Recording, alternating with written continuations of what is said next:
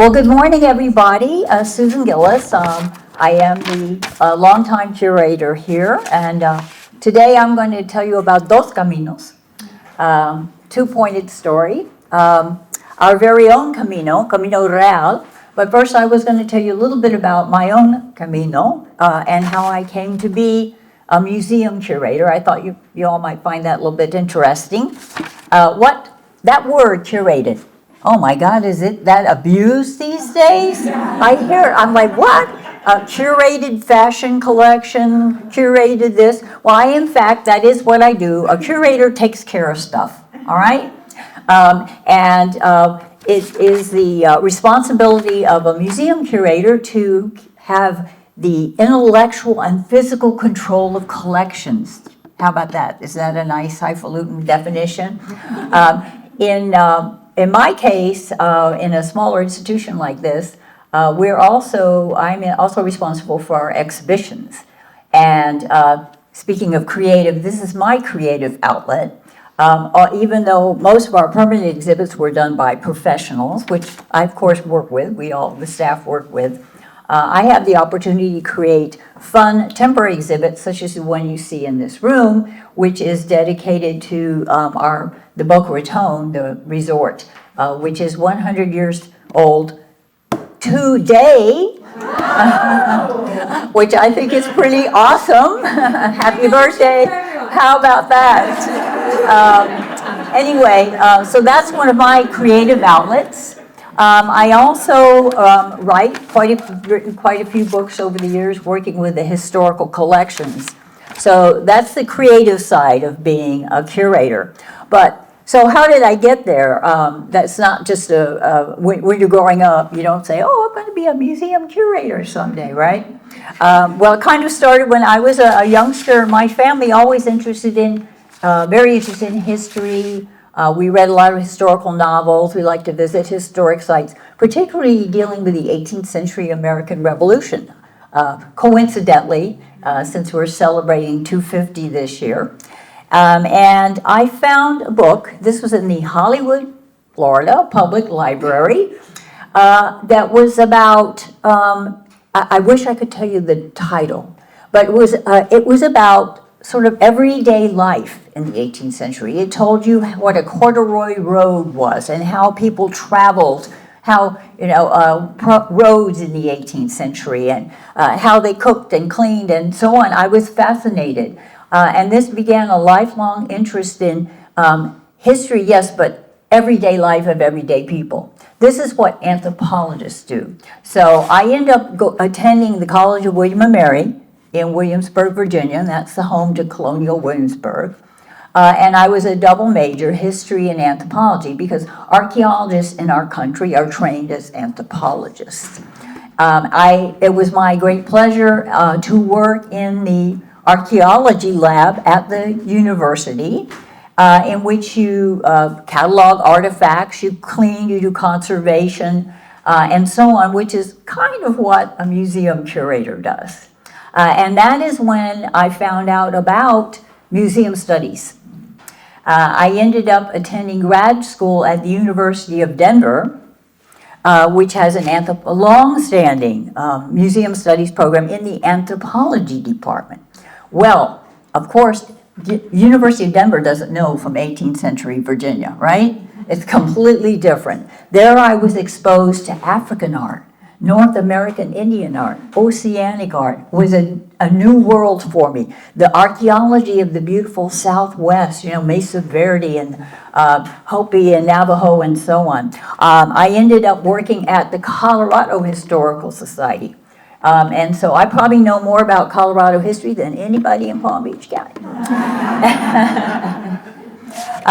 But I came back to Florida in the 80s, and I was fortunate enough to work at many different local institutions, including the Fort Lauderdale Historical Society for many years. I was a consultant, still am, for Stranahan House, Bonnet House, the Butler House in Deerfield, the Oakland Park, which is where I actually live, and many other institutions. And I came to work here in 2002. And I've been so fortunate because back then it was my boss, and I was part-time to begin with, were the professional staff, fairly small institution. And I like to think that the two of us, Mary, who just retired in December, happily for her, that we built this institution. And it was with the blessings and support of our membership and, of course, our wonderful board of trustees over the years, including our new director, Olivia, who is our president. So I thank them for that wonderful support and so on.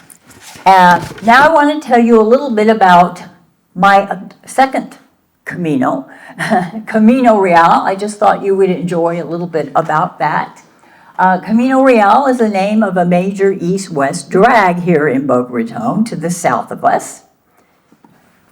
And of course, it refers to the Royal Highway. Now, the Camino Real was named by Mr. Addison Meisner, who came here in the 1920s. He didn't found Boca Raton, but he put her on the map big time in the 1920s during the Florida land boom.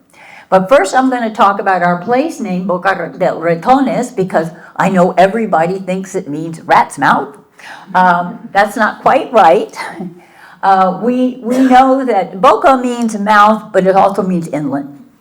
And we know from historical research that ratones refers to exposed rocks in an inlet. It's a nautical term. Okay, that's and as a matter of fact, the fun part is the original Boca de Ratones was down there in Biscayne Bay, Miami Beach. Can you see this arrow right here? That was in the 17th and 18th century. Suddenly in the 19th century, some mapmaker made a mistake and started sticking it on our Lake Boca Raton, which is the one at the top. The more southerly name disappeared, and we're stuck with the name. So our name is a mapmaker's error, which I think is even more fun. We were founded or established as a town in 1896. This is when Mr. Flagler's Florida East Coast Railway, which is right next to us, where the Bright Line goes, right, came through in 1895 and 96. So we were platted. So technically we were founded in 1896. We were incorporated as a municipality in 1925. So that's why we've been celebrating that centennial last year. We're a little tiny farming town until mid-20s.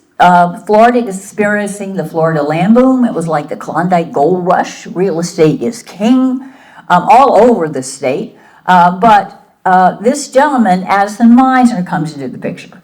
He's a very successful architect, society architect in Palm Beach. He created the Palm Beach style. And he decides to go along with his wealthy backers, who are Vanderbilts and DuPonts and all sorts of names that you would recognize, to create the Meisner Development Corporation. They buy basically southeast Boca Raton to create the eponymous Boca Raton project. And so Meisner didn't found Boca, but there's no question that he and his enterprise put Boca on the map, because the Boca Raton project development in the 20s is easily the most famous and infamous of the Florida land boom. He was here 2 years. His project essentially wasn't completed. It wasn't a failure, but most of his plans didn't make it off paper, and we still name everything after him. Why? Because what a dreamer. He planned to create a beautiful place with the beauties of an ancient Spanish or Portuguese or Italian town, but with American amenities like indoor plumbing and electricity and broad boulevards and plenty of parking. And he wants to create the greatest resort in the world, not the greatest resort hotel, the greatest resort community in the world, the dream city of the Western world. And that's why even today we're so in love here in Boca with that concept. So here is the plan of his development. If you're not from this part of the world, I sympathize. But on your left, On the left, the east-west route, there you see the ocean in the distance, is Palmetto Park Road, if you came in that way, all right? So the yellow highlights El Camino Real here in Boca Raton. And as I say, that was going to be the main drag here. And we love the advertising. Nobody, even today, does it better than Miser Development Corporation in terms of advertising Boca Raton with these wonderful illusions. They like to imply that Ferdinand and Isabella was going to take the coach through Boca Raton. We just love that. So this beautiful painting, which is actually in the hall, was a conceptual drawing. The idea was that Camino Real was going to have this gorgeous canal down the center. And it was just a decorative feature for the community. So I want to tell you a little bit about that. So here's a description on the right about the canal work. And the local legend, this is the fun part of the story, the local legend, and it's still told today, is that you were going to be able to get off at the train station, which is down Dixie Highway, and take a gondola to the hotel, all right? Unfortunately, this is not true. However, as you can see, the Miser Development Corporation publicity office had no problem pretending that it was true. So I have this little aerial by way of explanation. Those double lines there, that is, in fact, Camino Real. This aerial photograph is from World War II, when the military took over our fancy hotel, which today is the Boca Raton, as well as most of town. And so if you can see at the top, I have an arrow pointing to the railroad station in question, the part of the story. The black spot in the circle up there is actually, that's asphalt. To the left is the Addison, if you're familiar with that. That was Mr. Miser's beautiful it still is a beautiful administration building, his headquarters here in Boca. And it was built in 25.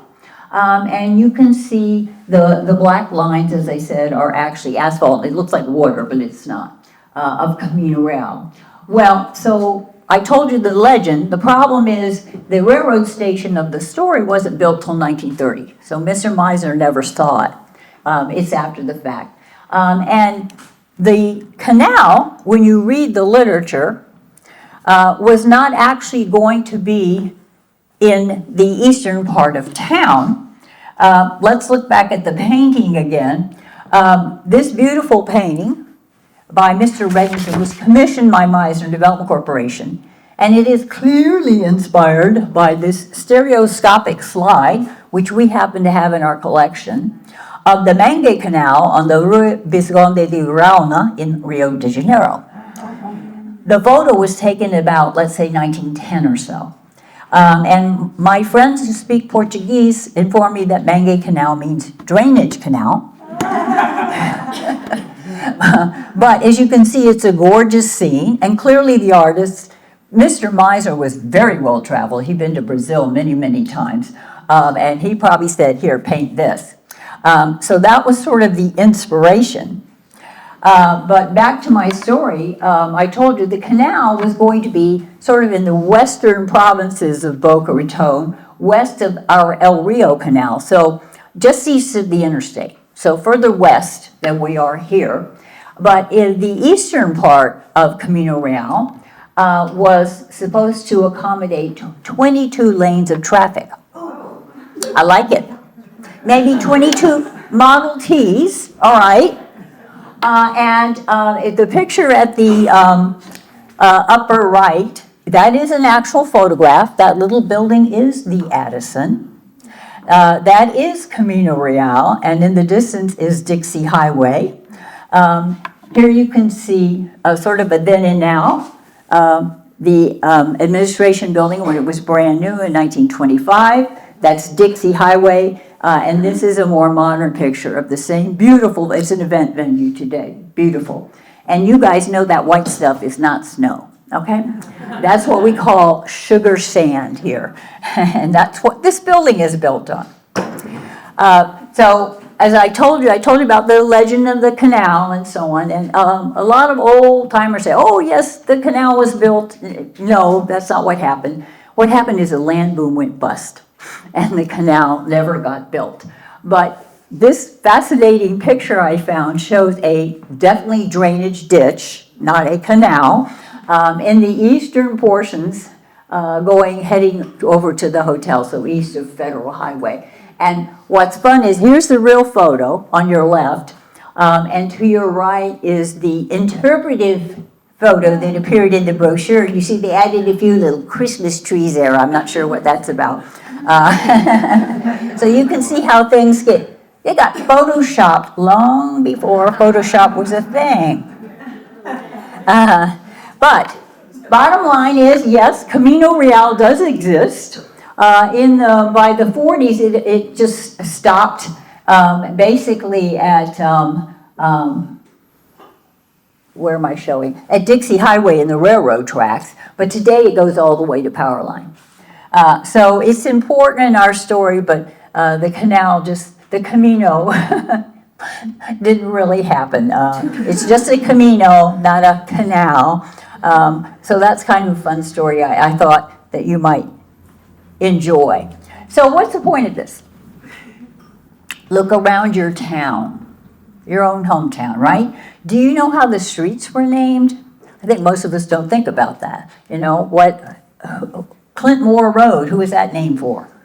That's another story for another day. We here at the Boca Raton Historical Museum strongly believe that sharing local history builds a sense of place and a sense of community. The more you know, the more interesting your town will become, the more invested you will be in the future of your town. And I don't care if you're this big, it's all about learning more and more and more. This is not just something that interests older folks. I often feel that the kids that we have visit us are a lot more open-minded about history and learning history. They don't have the prejudice of having had some boring history teacher in high school or something like that. We've got to get past that. We wouldn't be here without that history. How do we know where we're going if we don't know where we've been? What do you know about the history of your community? Do you know where to find out more information? Have you been to the local historical society or museum? Have you looked at their website? We have an awesome website, by the way, with a lot of content about local history and South Florida history. Have you found books in your library? Or my books are on sale in Walgreens.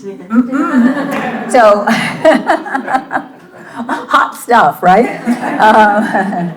And so I encourage you to explore that Camino, the Camino of the history of your community, of your state, and your nation, of course, as we celebrate the 250th founding of the United States of America. And I thank you so much for being with us today.